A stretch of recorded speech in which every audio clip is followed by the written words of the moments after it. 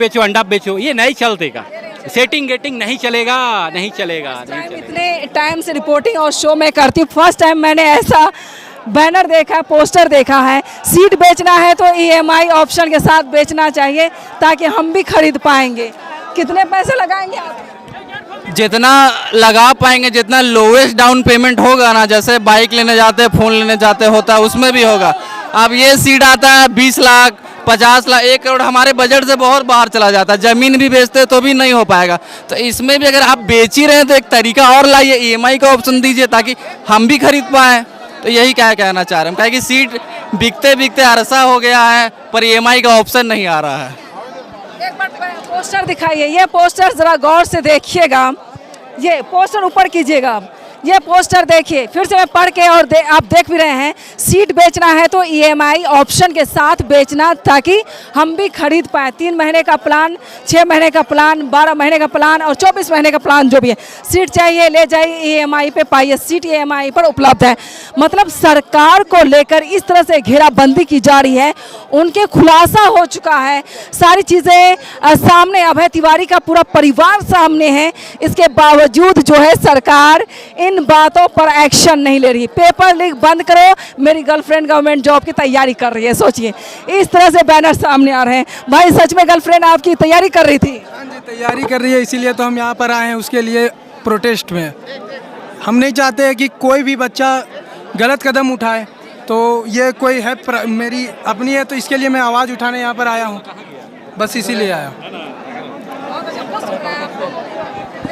Poster ये अपने भविष्य को लेकर कितना यहाँ के लोग चिंतित है, छात्र चिंतित है। आपने क्या लिखा है?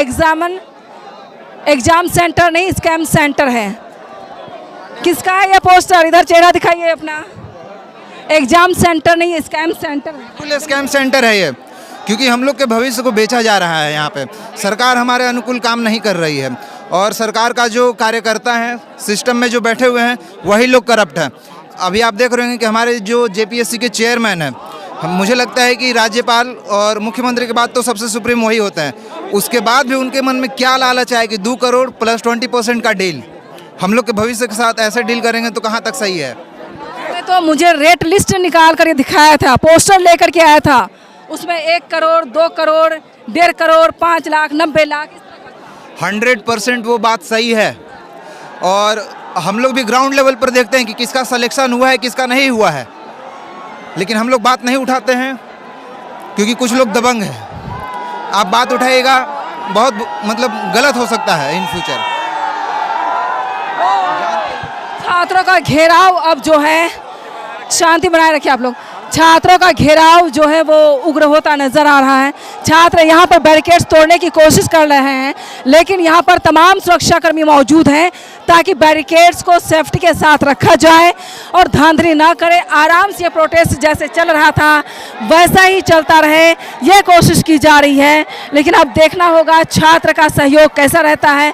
अब तक छात्रों का सहयोग बहुत ही अहम रहा है, लेकिन अब देखना होगा। ये आखिरी बैरिकेड्स है, शायद इसके आगे बैरिकेडिंग नहीं है, लेकिन इसको सुरक्षा के लिहाज से बैरिकेड्स को सेफ्टी के साथ रखना चाहिए। और सवाल ये भी बनता है कि मुख्यमंत्री को खुद यहाँ पर आकर के यहाँ पर वार्ता करनी चाहिए थी और छात्रों से वार्ता करने के बाद जो भी सॉल्यूशन निकलता उस पर चर्चा होनी चाहिए थी, जो कि नहीं है। ये देख लीजिए, अब कुत्तों को भी लेकर के छात्र आ गए हैं। ये सब्र का बांध टूटता नजर आ रहा है छात्रों का। ये बार बार मैं यही पूछ रही थी कि क्या सरकार इस्तीफा देगी या फिर आप लोग स्कैम को बंद करवा सकते हैं, लेकिन ऐसा हुआ नहीं।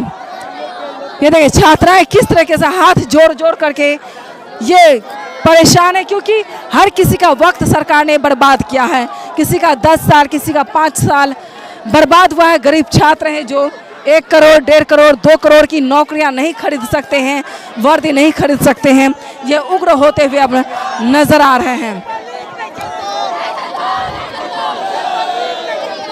बैरिकेड से शायद ये लोग आगे निकल आए हैं।